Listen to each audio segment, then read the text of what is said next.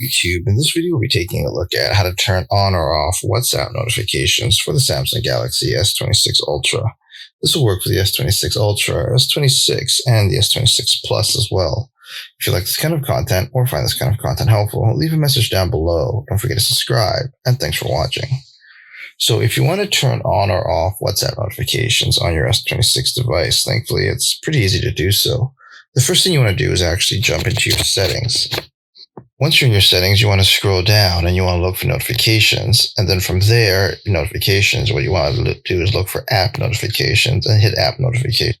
From there, what you want to do is scroll down and look for WhatsApp. And then you want to hit WhatsApp.